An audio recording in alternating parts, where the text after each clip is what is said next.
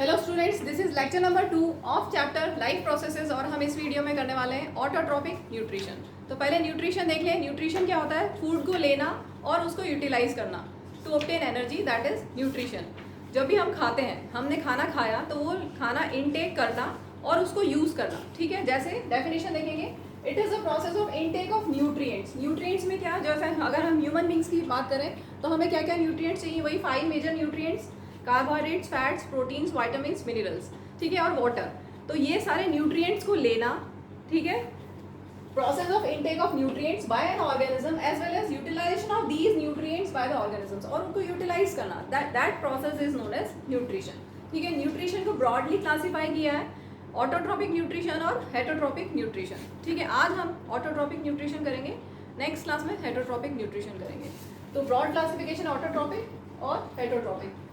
Autotrophic मतलब समझ में आ रहा है? ऑटो मीन्स सेल्फ, ऑटो मतलब खुद से, ऑटो मीन्स सेल्फ, और ट्रॉपिक मीन्स फूड मतलब सेल्फ फूड, मतलब खुद अपना फूड बनाना, ठीक है। यहाँ हेट्रो मीन्स अदर और ट्रॉपिक मीन्स फूड, मतलब they depend on other organisms for their food, ठीक है। इसके फर्दर 3 टाइप्स हैं: सेप्रोफाइटिक न्यूट्रिशन, पैरासिटिक न्यूट्रिशन और होलोजोइक न्यूट्रिशन। हम जो करते हैं वो होलोजोइक न्यूट्रिशन में आता है। अमीबा ह्यूमन बींग्स का होलोजोइक न्यूट्रिशन होता है। ये सब हम डिटेल में नेक्स्ट क्लास में करेंगे। अभी ऑटोट्रॉपिक न्यूट्रिशन पे फोकस करते हैं। तो ऑटो मीन सेल्फ फूड बनाना, जो सेल्फ फूड बनाए, खुद का अपना फूड बनाए, दे आर ऑटोट्रॉपिक ऑर्गेनिजम्स। तो बेसिकली इसको बोलते हैं all green plants are autotrophs. Autotrophic organisms को हम बोलते हैं ऑटोट्रॉप्स, ठीक है। तो जितने भी ग्रीन प्लांट्स हैं जो अपना खुद फूड प्रिपेयर कर सकते हैं, दे आर ऑटोट्रॉप्स, ठीक है। इसके अलावा कुछ बैक्टीरियाज भी होते हैं जो अपना खुद फूड प्रिपेयर कर सकते हैं, जैसे सल्फर बैक्टीरिया, आयरन बैक्टीरिया, या एक और है नाइट्रोसोमेनास, ये सब बैक्टीरिया, और भी कुछ बैक्टीरियाज हैं जो खुद अपना फूड प्रिपेयर कर सकते हैं। तो हम ब्रॉड क्लासिफिकेशन इसका लेते हैं: photo autotrophic and chemo autotrophic. Photo autotrophic में फोटो मीन्स जो सनलाइट यूज करके फूड प्रिपेयर करें, तो सारे ग्रीन प्लांट्स इस कैटेगरी में आ जाएंगे, ठीक है। फोटो मीन्स लाइट, और ऑटोट्रॉपिक तो अभी बता दिया, जो लाइट यूज करके सेल्फ फूड बनाते हैं, they are photo autotrophic organisms, ठीक है। जो solar energy, photo means light, ठीक है, तो ये सोलर एनर्जी यूज करते हैं, तो सारे green plants are photo autotrophic organisms. और कीमो ऑटोट्रॉपिक ऑर्गेनिजम्स, जैसा भी मैंने बैक्टीरियाज बताया, सल्फर बैक्टीरिया, आयरन बैक्टीरिया और नाइट्रोसोमेनास, ये सब अपना फूड प्रिपेयर करते हैं by using chemical energy release during oxidation of simple organic compounds. अब आपके सिलेबस में ये नहीं है, कुछ बुक्स में आपको ये मिल जाएगा, इसलिए मैंने करा दिया है। आपकी एनसीईआरटी में सिर्फ ऑटोट्रॉपिक न्यूट्रिशन में सिर्फ फोटो ऑटोट्रॉपिक न्यूट्रिशन है ग्रीन प्लांट्स का सिर्फ, ठीक है। ये सिर्फ टर्म ऐसे ही बता दिए, कभी लगे कि पता नहीं क्या, ये कहीं भी किसी बुक में आप देखो तो समझ में नहीं आया कि क्या है, ठीक है। इसका डिटेल नहीं करना है हमें, हम सिर्फ ये पढ़ेंगे, ठीक है, क्लियर। चलो बुक से देखते हैं। When we walk or ride a bicycle, we are using up energy. Energy चाहिए राइडिंग या वॉकिंग करने के लिए, आपको एनर्जी चाहिए। एनर्जी कहाँ से मिलती है? From the food, nutrition, from the food we eat. Even when we are not doing any apparent activity, जैसे आप सिर्फ बैठे हुए हैं, सिर्फ सो रहे हैं, जब आप कुछ एक्टिविटी नहीं करें, अपेरेंट एक्टिविटी नहीं करें, तब भी energy is needed to maintain a state of order in our body. We also need materials from outside in order to grow, develop, synthesize protein and other substances needed in the body. This source of energy and the materials is the food we eat. Clear? Nutrition हमें कहाँ से मिलेगा, energy कहाँ से मिलेगी? From the food we eat. How do living things get their food? अब general एक बात करते हैं कि लिविंग थिंग्स को, प्लांट्स हो, एनिमल्स हो, सबको कहाँ से फूड मिलता है? कहाँ से मिलता है? हमें कहाँ से मिलता है? हमें फूड कहाँ से मिलता है? प्लांट सोर्स या एनिमल सोर्स से मिलता है, ठीक है। प्लांट्स को कहाँ से मिलता है? वो यूज़ करते हैं सोलर एनर्जी को। यहाँ दिया है the general requirement for energy and materials is common in all organisms but it is fulfilled in different ways. General requirement सबका सेम है। Some organisms use simple food material, some organisms use simple food material obtained from inorganic sources in the form of carbon dioxide and water। कौन से होते हैं ये? जो inorganic sources, जैसे carbon dioxide और वाटर, वो इनऑर्गेनिक सोर्स हैं, उनको यूज़ करते हैं in presence of sunlight and chlorophyll. क्या होता है ये? Autotrophs, green plants, all green plants, तो वही उसी की बात हो रही है। वापस देखेंगे, some organisms use simple food material में ऑब्टेन फ्रॉम इनऑर्गेनिक सोर्सेज। जो कार्बन डाइऑक्साइड एंड वाटर हैं वो इनऑर्गेनिक सोर्सेज हैं, उनसे उनको यूज़ करके वो फूड प्रिपेयर करते हैं। These organisms the autotrophs include green plants and some bacteria. तो ग्रीन प्लांट्स और some bacteria are autotrophs. Autotrophic nutrition जो ऑर्गेनिजम्स यूज़ करते हैं, ऑटोट्रॉपिक मोड ऑफ न्यूट्रिशन जो ऑर्गेनिजम्स यूज़ करते हैं, उन ऑर्गेनिजम्स को हम बोलते हैं ऑटोट्रॉप्स। और न्यूट्रिशन कैसा टाइप का है? Autotrophic nutrition, and the organisms which use autotrophic mode of nutrition are known as autotrophs. Clear? Autotrophs. Other organisms जिनकी बात हो रही है वो ये होंगे, हेटरोट्रॉपिक न्यूट्रिशन का मोड यूज़ करेंगे। Other organisms utilize complex substances, जैसे हम कॉम्प्लेक्स फूड लेते हैं, ठीक है। These complex substances have to be broken down into simpler ones. हम जो कॉम्प्लेक्स फूड लेते हैं, हम carbohydrates, proteins, fats, vitamins, minerals, हम जो कॉम्प्लेक्स फूड लेते हैं वो ब्रेक डाउन होना है हमारी बॉडी में, सिंपलेस्ट फॉर्म में ग्लूकोज में कन्वर्ट होना है। तो these complex materials have to be broken down into simpler ones before they can be use for the upkeep and growth of the body, ठीक है। तो हम जो कॉम्प्लेक्स फूड लेते हैं वो किस में ब्रेक डाउन होना है? Into glucose. प्लांट भी ग्लूकोज में ही कन्वर्ट करेगा फूड को। जो फूड प्रिपेयर होगा प्लांट में वो भी ग्लूकोज में ही कन्वर्ट होगा, और हम भी जो फूड हमारी बॉडी में जो हम कॉम्प्लेक्स फूड लेते हैं वो भी फाइनली ग्लूकोज में ही कन्वर्ट होता है, सिंपलेस्ट फॉर्म ऑफ शुगर में कन्वर्ट होता है। To achieve this organisms use bio catalysts called enzymes, ठीक है। तो ये जो ब्रेक डाउन होगा ये अलग अलग तरह के एंजाइम्स की हेल्प से होगा। ह्यूमन का न्यूट्रिशन हम पढ़ेंगे, उसमें पढ़ेंगे माउथ में अलग एंजाइम्स हैं, हमारे स्टमक में अलग एंजाइम्स हैं, हमारी इंटेस्टाइन में अलग अलग तरह के एंजाइम्स हैं। तो अलग अलग तरह के एंजाइम्स होते हैं। एंजाइम्स पढ़ा है ना हमने, enzymes are specific in their action, last class में पढ़ा था। हम कोल्ड डाइजेस्ट नहीं कर सकते क्योंकि कोल्ड को डाइजेस्ट करने के लिए हमारी बॉडी में एंजाइम्स नहीं है। Enzymes are specific in action. एक स्पेसिफिक एंजाइम एक स्पेसिफिक चीज़ को ही डाइजेस्ट करेगा। जैसे हमारे माउथ में सलाइवा होता है, सलाइवा में सलाइवरी एमाइलेज होता है जो स्टार्च को शुगर में कन्वर्ट करता है। हमने खाया तो बहुत कुछ, लेकिन हमने जो खाया उसमें से जो स्टार्च है वो शुगर में कन्वर्ट हुआ इन आवर माउथ, क्योंकि वहाँ पर सलाइवा में सलाइवरी एमाइलेज एंजाइम है। तो enzymes are specific in their action. अलग अलग एंजाइम्स होते हैं अलग अलग चीज़ों को डाइजेस्ट करने के लिए, ठीक है। तो यहाँ पे दिया है organisms use bio catalyst call enzymes. Thus the heterotrophs survival depends directly और इनडायरेक्टली ऑन ऑटोट्रॉप्स। हेटरोट्रॉप्स जो होंगे उनका सर्वाइवल डिपेंड करेगा किस किस पे? डायरेक्टली या इनडायरेक्टली ऑटोट्रॉप्स पे ही डिपेंड करेगा। Heterotrophic organisms include fungi and animals. Clear? चलो अभी नेक्स्ट बुक से ऑटोट्रॉपिक न्यूट्रिशन। ऑटोट्रॉपिक न्यूट्रिशन की definition, organisms manufacture those organisms which manufacture their own food from simple inorganic raw materials have autotrophic mode of nutrition। समझ में आ गया? ऐसे organisms जो खुद का फूड प्रिपेयर करते हैं from simple inorganic raw materials. Simple inorganic raw materials क्या क्या है? ग्रीन प्लांट्स के लिए कार्बन डाइऑक्साइड एंड वाटर, ये इनऑर्गेनिक है, ठीक है। और जब फोटोसिंथेसिस प्रोसेस होगा तो वो ऑर्गेनिक फॉर्म में कन्वर्ट होगा। ग्लूकोज ऑर्गेनिक है, ऑर्गेनिक मीन्स जिसमें कार्बन और हाइड्रोजन होता है, ठीक है। कंपाउंड जिसमें compound containing carbon and hydrogen वो ऑर्गेनिक कंपाउंड है।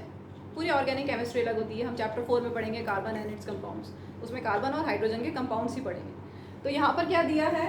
ऑटोट्रॉपिक न्यूट्रिशन में ऐसे ऑर्गेनिजम्स जो खुद का फूड प्रिपेयर करते हैं, किससे? From simple inorganic raw materials carbon dioxide and water in presence of, अभी हम पढ़ते हैं क्लोरोफिल एंड सनलाइट, ठीक है। ये बेसिक चीज़ समझ में आ गई? तो ये फ्लो चार्ट बना लो इतना, फिर हम आगे बढ़ते हैं। ऑटोट्रॉपिक न्यूट्रिशन बुक से देखते हैं। Carbon and energy requirements of autotrophic organisms are fulfilled by photosynthesis.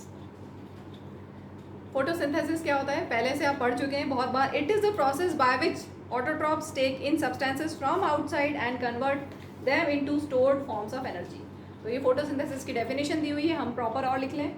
Process of making food by the use of carbon dioxide and water, जो हमने बोला था इनऑर्गेनिक रॉ मटेरियल्स है, in presence of sunlight and chlorophyll. तो इसका reaction भी हम साथ में लिख लें, आपकी टेक्स्ट बुक में भी दिया है नेक्स्ट पेज पे।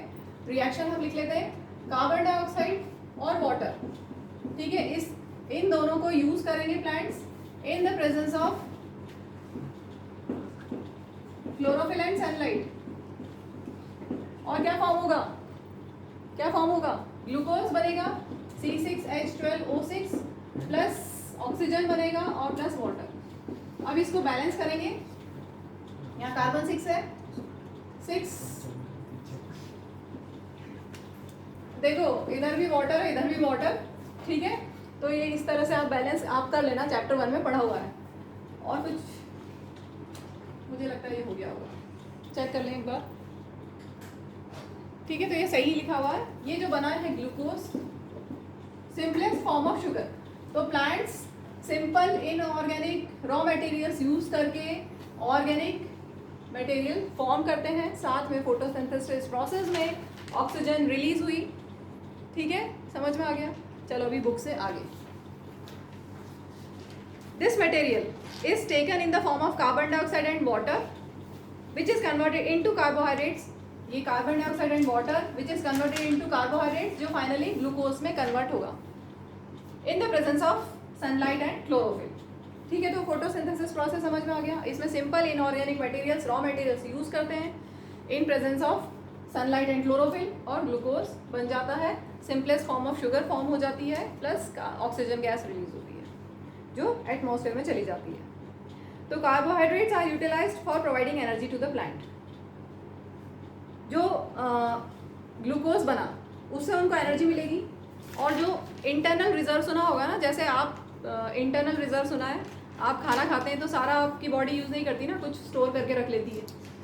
जब आप फास्टिंग करते हैं उस टाइम के लिए, फास्टिंग करते हो, कभी ना कभी की होगी फास्टिंग, फास्ट करते हो, व्रत करते हो, तो क्या होता है, आप खाना नहीं खाते हो तो भी आप जिंदा हो ना, अलाइव हो, क्योंकि आपकी बॉडी में जो स्टोर्ड एनर्जी वो आप यूज़ कर रहे हो। तो ह्यूमन बींग्स में जो ग्लूकोज होता है वो ग्लाइकोजिन की फॉर्म में स्टोर होता है। ह्यूमन बींग्स में ग्लूकोज ग्लाइकोजिन की फॉर्म में स्टोर होता है और वो हमें at the time of need energy provide करता है। प्लांट्स में जो ग्लूकोज है वो स्टार्च की फॉर्म में स्टोर होगा, प्लांट्स में ग्लूकोज स्टार्च की फॉर्म में स्टोर होगा, और जब सनलाइट नहीं होगी, नीड होगा जब वो फूड प्रिपेयर नहीं कर रहे हैं, तब वो स्टार्च जो स्टोर्ड एनर्जी की फॉर्म है वो यूज़ करेंगे सर्वाइवल के लिए। क्लियर क्लियर क्लियर, आगे बढ़ते हैं। The carbohydrates which are not used immediately are stored in the form of starch, which serves as the internal energy reserve to be used as and when required by the plant. ठीक है, तो starch की form में store हो जाएगी energy जो use नहीं कर रहे हैं। A somewhat similar situation is seen in us where some of the energy derived from the food we eat is stored in the form of glycogen. Clear? हमारी body में glycogen की form में store होती है energy. अब इसके बाद reaction है जो हमने लिख लिया। Let us now see what actually happens during the process of photosynthesis. Photosynthesis process को broadly 2 phase में divide किया है, light reaction and dark reaction. ठीक है, टर्म से समझ में आ रहा है। लाइट रिएक्शन मीन जो लाइट की प्रेजेंस में होगा, और जो डार्क रिएक्शन वो लाइट इंडिपेंडेंट होगा, लाइट पे डिपेंड नहीं करेगा। तो डार्क फेज और लाइट फेज भी बोलते हैं। तो हम बुक से इसको साथ में लेते हैं, लाइट फेज या लाइट रिएक्शन को। इसमें क्या क्या होगा, ये तो टर्म से समझ में आ गया कि ये लाइट डिपेंडेंट प्रोसेस है, जब सनलाइट होगी तब ये प्रोसेस होगा। ठीक है, क्लियर है। फोटोसिंथेसिस को ब्रॉडली क्लासीफाई किया है 2 स्टेप्स में, light reaction and dark reaction. तो फर्स्ट स्टेप क्या है, absorption of light energy by chlorophyll. ये आप लिख लेना, बहुत इंपॉर्टेंट है, मैं बोर्ड पे नहीं लिख रही हूँ।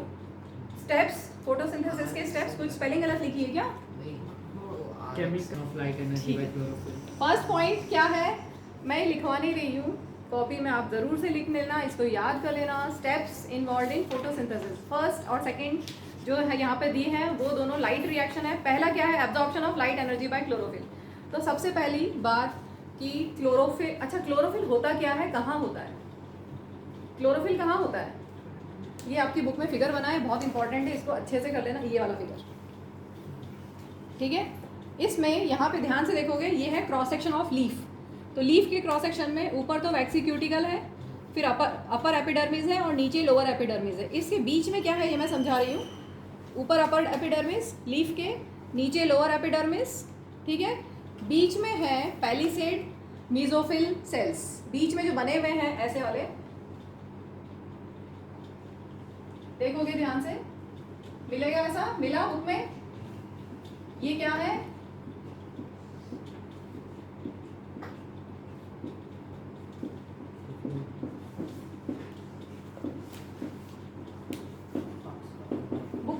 कर लेना आप।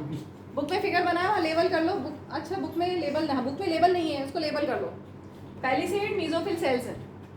इसमें ध्यान से देखना, ये कहाँ है? अपर एपिडर्मिस के नीचे और लोअर एपिडर्मिस के बीच में, ठीक है।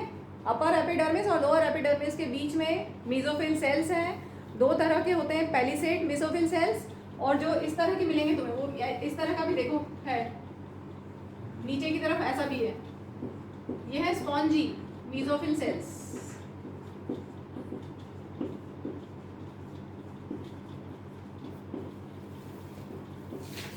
अभी क्लोरोफिल पॉइंट पे थी मैं, वही समझा रही हूँ कि क्लोरोफिल कहाँ होता है। ये जो मेसोफिल सेल्स हैं, पैलिसेड मेसोफिल सेल्स और स्पॉन्जी मेसोफिल सेल्स, जो आपकी टेक्स्ट बुक में बने हुए हैं, मिल गया ये वाला फिगर, और नीचे बीच देखो गोल गोल ये भी है, ठीक है। तो ये दोनों मेसोफिल सेल्स में यहाँ जो आपने ये बनाया इस तरह का स्ट्रक्चर, ये क्लोरोप्लास्ट है। ये जो दिख रहा है ना, ये गोल गोल छोटे छोटे दिख रहे हैं, ये है क्लोरोप्लास्ट। यहाँ पर भी ये क्लोरोप्लास्ट। तो मेसोफिल सेल्स में होते हैं क्लोरोप्लास्ट, और क्लोरोप्लास्ट में होता है क्लोरोफिल, जो ग्रीन कलर का पिगमेंट होता है, ग्रीन पिगमेंट। हमने बोला ना कि सनलाइट और क्लोरोफिल की प्रेजेंस में फोटोसिंथेसिस होगा। तो क्लोरोफिल कहाँ है? लीफ में मेसोफिल सेल्स होते हैं, palisade mesophyll cells, spongy mesophyll cells, इनमें होता है क्लोरोप्लास्ट, और क्लोरोप्लास्ट में होता है क्लोरोफिल ग्रीन पिगमेंट, ठीक है। तो क्लोरोफिल पे हम वापस आ जाएं। क्लोरोफिल समझ में आ गया कहाँ है? मेसोफिल सेल्स में क्लोरोप्लास्ट, और उसमें होता है क्लोरोफिल। अब क्लोरोप्लास्ट ये जो बनाया है ये बहुत कम बनाया है। क्लोरोप्लास्ट बहुत बहुत ज़्यादा होते हैं। कितने होते हैं? अगर 1 मिलीमीटर स्क्वायर का लीफ सरफेस लिया है आपने, तो 500,000 क्लोरोप्लास्ट होंगे वहाँ। इमेजिन करो, ये याद करने की ज़रूरत नहीं, सिर्फ समझने वाली बात है। ये डेटा नहीं पूछेंगे एग्जाम में। 1 मिलीमीटर कितना हो गया? इतना सा। 1 सेंटीमीटर स्केल में इतना होता है ना। 1 मिलीमीटर उसका 1/10 पार्ट। 1 मिलीमीटर स्क्वायर सोचो लीफ सरफेस है, इतना सा लीफ सरफेस, 1 मिलीमीटर स्क्वायर का लीफ सरफेस है। इसमें 500,000 क्लोरोप्लास्ट तक हो सकते हैं, इतने क्लोरोप्लास्ट होते हैं। हमने यहाँ थोड़े से बनाया समझाने के लिए, ठीक है। तो मेसोफिल सेल्स में क्लोरोप्लास्ट है, क्लोरोप्लास्ट में क्लोरोफिल होता है। Chlorophyll is necessary for photosynthesis. हमारी बॉडी में भी अगर क्लोरोफिल होता तो सोचो क्या होता, हाँ? आराम से धूप में खड़े जाते जाके, फिर तो पढ़ाई करने की ज़रूरत नहीं पड़ती। चलो हम बढ़ते हैं आगे। Absorption of light energy by chlorophyll.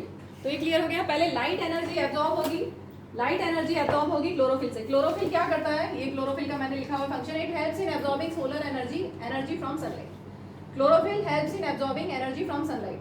Sunlight जो आती है वो इन द फॉर्म ऑफ फोटोन्स आती है। Sunlight in the form of photons.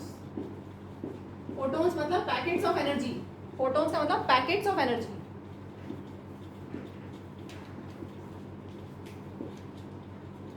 तो ये जो एनर्जी, सोलर एनर्जी, क्लोरोफिल पे आती है, तो क्लोरोफिल क्या करता है? सनलाइट को एब्जॉर्ब करता है, ठीक है। क्लोरोफिल सनलाइट को एब्जॉर्ब करता है। आगे बढ़ते हैं हम। फर्स्ट स्टेप हो गया absorption of light energy by chlorophyll. समझ में आ गया? जब लाइट एनर्जी आएगी क्लोरोफिल पे, तो क्लोरोफिल उसको एब्जॉर्ब कर लेगा। Absorption of light energy by chlorophyll, first step समझ में आ गया फोटोसिंथेसिस का। Second step, conversion of light energy to chemical energy. Light energy, ये जो सोलर एनर्जी है, वो केमिकल एनर्जी में कन्वर्ट होगी। सोलर एनर्जी मैं यहाँ नीचे लिखती हूँ, सोलर एनर्जी केमिकल एनर्जी में कन्वर्ट होगी, ठीक है। ये तो समझ में आ गया, सोलर एनर्जी केमिकल एनर्जी में कन्वर्ट होगी।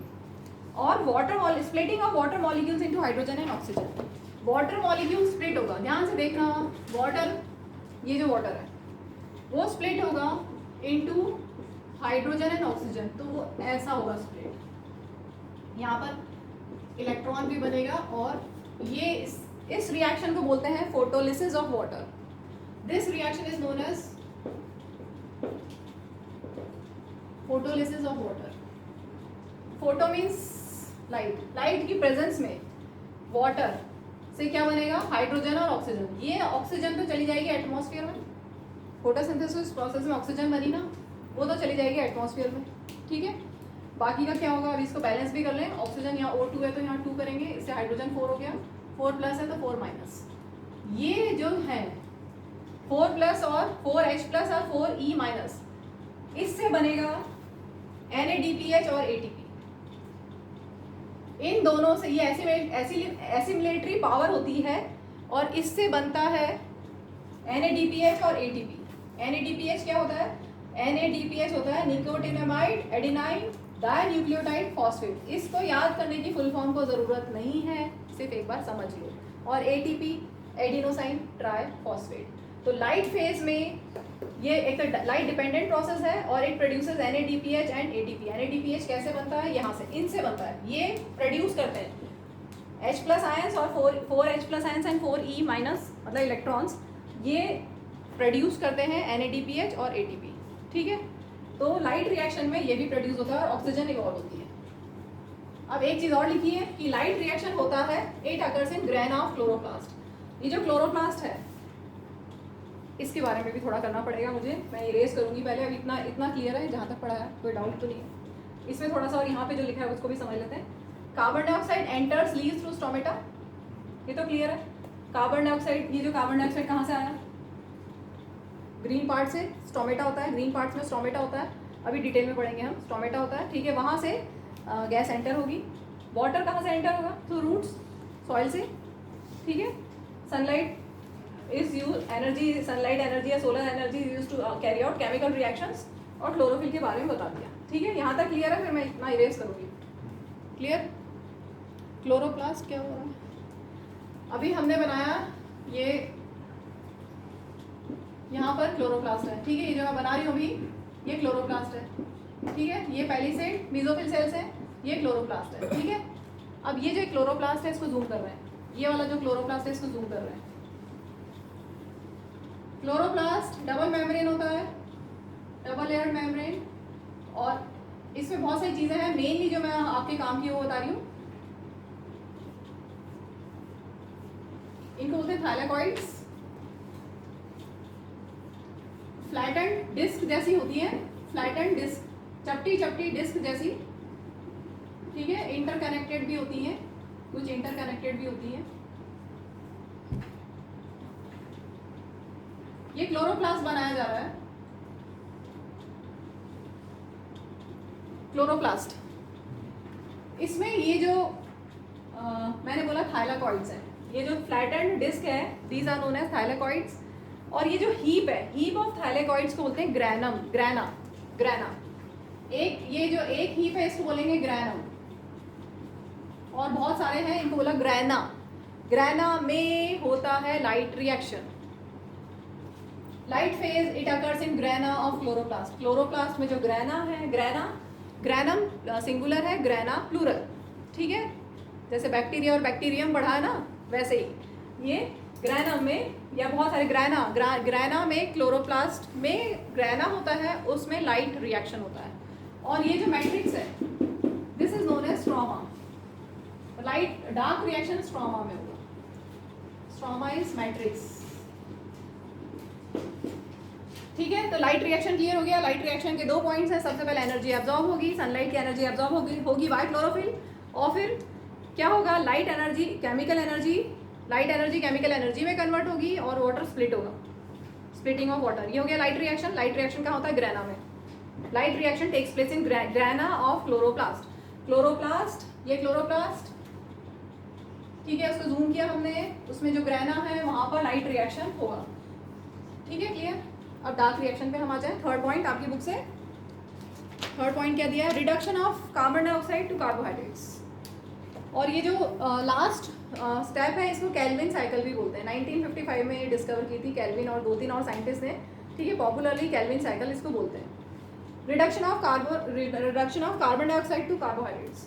ये जो कार्बन डाइऑक्साइड है वो कार्बोहाइड्रेट में रिड्यूस होगा, ठीक है, थर्ड स्टेप में। और इस प्रोसेस को लाइट नहीं चाहिए, इसलिए डार्क फेज, डार्क रिएक्शन, इस प्रोसेस को लाइट नहीं चाहिए, लाइट इंडिपेंडेंट प्रोसेस। ठीक है, डार्क रिएक्शन क्या है? Light independent process. और कहाँ होता है? स्ट्रोमा में। ये जो स्ट्रोमा है, स्ट्रोमा मैट्रिक्स, ये जो मैट्रिक्स है इसमें होता है। ठीक है, डार्क रिएक्शन। और यहाँ पे जो NADPH और ATP बना वो कंज्यूम करता है, यहाँ डार्क रिएक्शन में कंज्यूम हो जाते हैं, यूज हो जाते हैं, और glucose is the end product. ये glucose is the end product.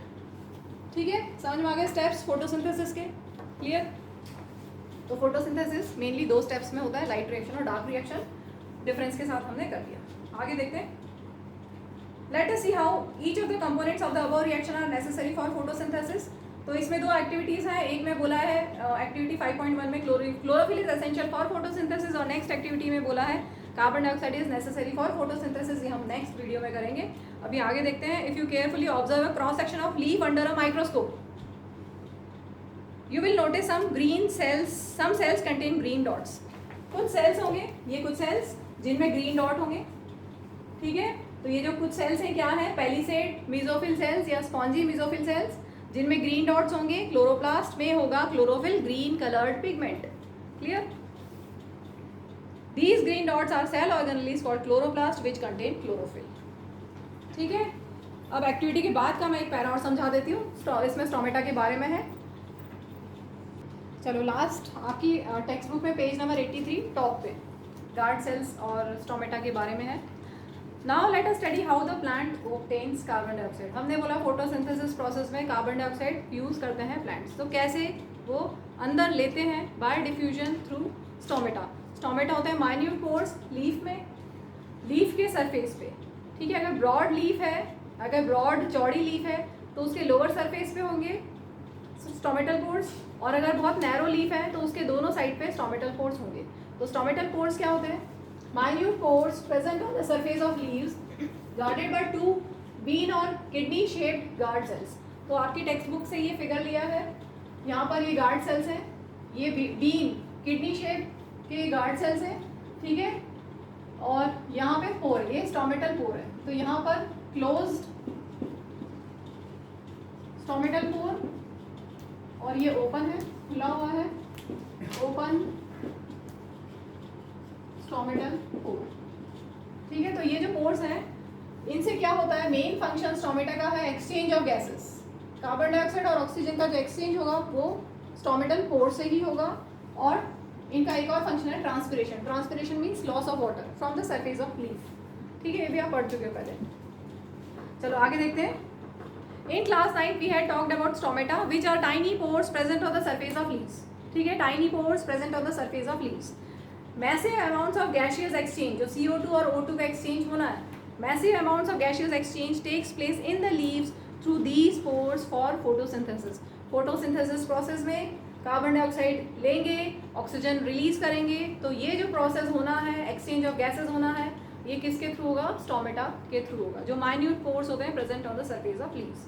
But it is important to note here that exchange of gases occurs across the surface of, हमने बोला सिर्फ लीव्स, लेकिन वो स्टेम के थ्रू भी होता है। टेबल हिल गई पूरी। Exchange of gases occurs across the surface of stems, roots and leaves as well. Since large amounts of water can also be lost through these stomata, ऐसा हो सकता है ना कि वाटर लॉस ज़्यादा हो जाए, तो क्या होगा? अगर वाटर लॉस ज़्यादा होने लगा तो प्लांट क्या कर देगा? स्टोमेटल पोर को क्लोज कर देगा। Since large amounts of water can also be lost through these stomata, the plant closes these pores when it does not need carbon dioxide for photosynthesis. ठीक है, तो ये पोर क्लोज कर देंगे। The opening and closing of pore is a function of guard cells. तो guard cells का क्या function है? ओपनिंग ऑफ, यहाँ पे मैंने लिखा exchange of gases and transpiration, ठीक है। बाकी सबसे मेन तो है opening and closing of pores, उसी से तो गैसियस एक्सचेंज होगा। गैसियस एक्सचेंज कैसे होगा? जब पोर्स ओपन और क्लोज होंगे, ठीक है। एक्सचेंज कैसे होगा? जब पोर्स ओपन एंड क्लोज या ओपन होंगे तब गैसियस एक्सचेंज होगा। जब पोर्स ओपन होंगे तब गैसियस एक्सचेंज होगा। The guard sales well when water flows into them, तो ये हम ओपनिंग ऑफ स्टोमेटा भी पढ़ लेते हैं। बुक में दिया है गार्ड सेल्स स्वेल होंगे जब वाटर उसमें जाएगा, जब वाटर उसमें गया तो क्या हुआ? स्टोमेटल पोर ओपन हो जाएगा, वाटर इसमें आ गया, ठीक है। स्टोमेटल पोर ओपन हो गया। फिर the stomatal the pore closes if guard cells shrink. अगर गार्ड सेल, ये मान लो गार्ड सेल्स हैं, ठीक है, पोर ओपन और गार्ड सेल श्रिंक हुए तो पोर क्लोज हो गया, ठीक है। ये स्टोमेटल पोर क्लोज, ठीक है, जब गार्ड सेल श्रिंक हुआ तो, और ये ओपन हो गए गार्ड सेल्स, ऐसे हुए तो स्टोमेटल पोर ओपन हो गया, ठीक है। तो ये opening and closing of stomata को एक बार और देख लेते हैं। Opening of stomata normally day time में होता है, डेजर्ट प्लांट्स में रात में भी होता है, ठीक है। हम जनरल बात कर रहे हैं। तो ओपनिंग ऑफ स्टोमेटा में क्या क्या होगा? Guard cells begin photosynthesis, photosynthesis process start होगा। शुगर या ग्लूकोज प्रोड्यूस्ड, जो फोटोसिंथेसिस प्रोसेस में शुगर बनी, C6H12O6 हमने लिखा था फोटोसिंथेसिस रिएक्शन, उसमें जो शुगर बनी ग्लूकोज की फॉर्म में प्रोड्यूसेस इंक्रीजेस ऑस्मोटिक प्रेशर, इससे ये जो शुगर बनी इससे ऑस्मोटिक प्रेशर इंक्रीज होगा और प्रेशर इंक्रीज होने से क्या होगा, which draws in water from the adjoining cells, बाहर के सेल्स जो आसपास सेल्स हैं वहाँ से पानी अंदर जाएगा, बाहर के सेल से पानी अंदर जाएगा and this process is known as endosmosis. अंदर जाना है एंडोस्मोसिस। एंडो जैसे एंडोथर्मिक रिएक्शन पढ़ा है ना केमिस्ट्री में, एंडो होता है अंदर जाना, ठीक है। तो यहाँ पे पानी अंदर जाना, पानी का अंदर जाना और उससे क्या होगा, स्टोमेटल पोर ओपन हो जाएगा, स्टोमेटल पोर ओपन हो जाएगा, ठीक है। यहाँ तो क्लोज है, इसमें जाएगा पानी। तो एंडोस्मोसिस प्रोसेस से बाहर के एडजॉइनिंग सेल से वाटर अंदर जाएगा, ठीक है, वाटर अंदर जाएगा और स्टोमेटल पोर ओपन हो जाएगा। स्टोमेटल पोर ओपन होते ही क्या होगा, गैसियस एक्सचेंज चालू हो जाएगा। Next, guard cells become turgid. जब ऐसा होगा, जब स्टोमेटल पोर ओपन होंगे तो गार्ड सेल्स टर्जिड हो जाएंगे,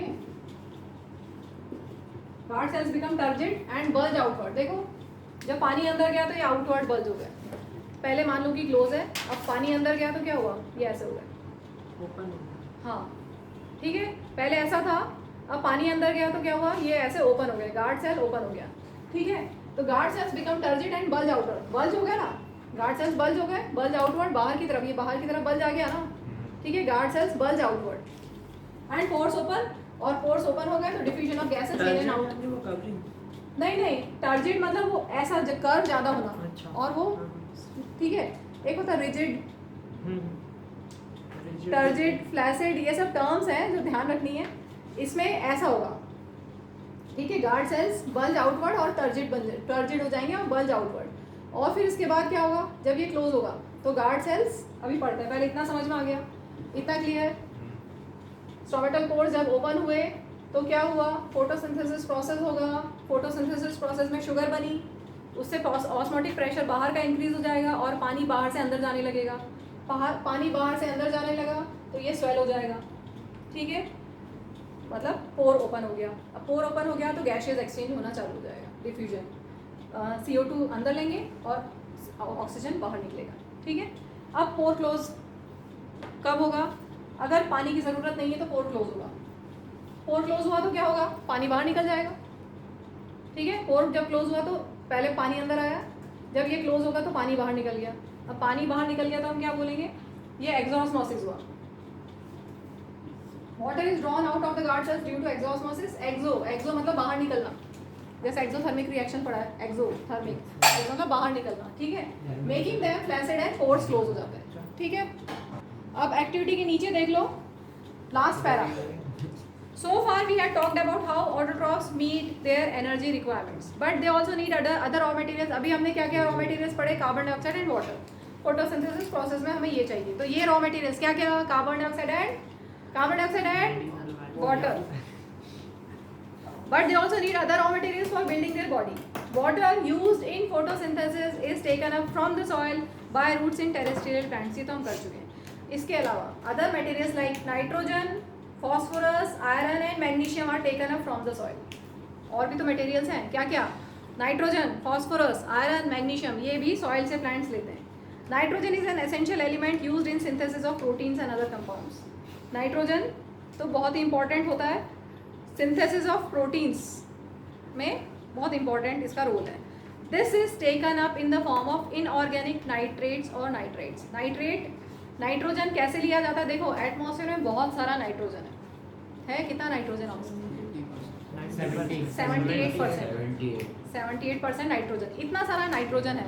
लेकिन वो नाइट्रोजन डायरेक्टली यूज नहीं कर सकते ऑर्गेनिज्म, वो नाइट्रोजन डायरेक्टली यूज नहीं कर सकते हैं। पढ़ ले, लंबा हो गया लेक्चर, लंबा हो गया तो बहुत बोरिंग लग रहा है, पढ़ाई पे ध्यान दें, बड़ी इंटरेस्टिंग चीज़ है। अभी नाइट्रोजन के बारे में बता रही हूँ। नाइट्रोजन डायरेक्टली फिक्स नहीं होता, डायरेक्टली उसको ऑर्गेनिजम्स यूज नहीं कर सकते। नाइट्रोजन ऑर्गेनिजम्स डायरेक्टली यूज नहीं कर सकते, वो फिक्स होना चाहिए। नाइट्रोजन फिक्सेशन पढ़ा है, नाइट्रोजन फिक्सेशन 8th क्लास में, 9th क्लास में सुना। नाइट्रोजन फिक्सेशन का मतलब होता है जो एटमॉस्फेरिक नाइट्रोजन है वो यूजेबल फॉर्म में कन्वर्ट हो ताकि लिविंग ऑर्गेनिजम्स उसको यूज कर सकें। सुन ले तो अच्छा रहेगा। हाँ बता रही, नाइट्रोजन बहुत इंपॉर्टेंट है, नाइट्रोजन बहुत इंपॉर्टेंट एलिमेंट है, मिनरल है जो प्लांट्स को चाहिए, बहुत इंपॉर्टेंट है, उससे प्रोटीन बनता है, बहुत इंपॉर्टेंट है नाइट्रोजन। प्रोटीन से अमीनो एसिड्स बनते हैं, ठीक है, बहुत इंपॉर्टेंट है नाइट्रोजन। तो नाइट्रोजन यूजेबल फॉर्म में नहीं प्रेजेंट है, it has to be converted into usable form. Nitrates और नाइट्राइट्स कंपाउंड्स की फॉर्म में कन्वर्ट करने के लिए कुछ फ्री लिविंग बैक्टीरिया होते हैं सॉइल में जो नाइट्रोजन फिक्सेशन करते हैं। सुन लें, कुछ फ्री लिविंग बैक्टीरियाज होते हैं जो नाइट्रोजन फिक्सेशन करते हैं। या आपने पढ़ा root nodules of legume plants, पढ़ा लेग्यूम प्लांट्स की जो रूट्स होती हैं उनके नोड्यूल्स में राइजोबियम बैक्टीरिया रहता है जो नाइट्रोजन फिक्सेशन करता है। सिम्बायोटिक रिलेशनशिप, चलो कोई बात नहीं पढ़ा, समझ लो एक बार। तो नाइट्रोजन फिक्सेशन होता है by some free living bacteria, या फिर कुछ लेग्यूम प्लांट्स में जो रूट नोड्यूल्स होते हैं उनमें राइजोबियम बैक्टीरिया होता है, ठीक है, जो नाइट्रोजन को कन्वर्ट करता है इनटू यूजेबल फॉर्म। और it is taken up as organic compound which have been prepared by bacteria from atmospheric nitrogen. ये मैंने बता दिया, ठीक है। तो ये सब एलिमेंट्स, ये सब मिनरल्स हैं जो प्लांट्स को चाहिए।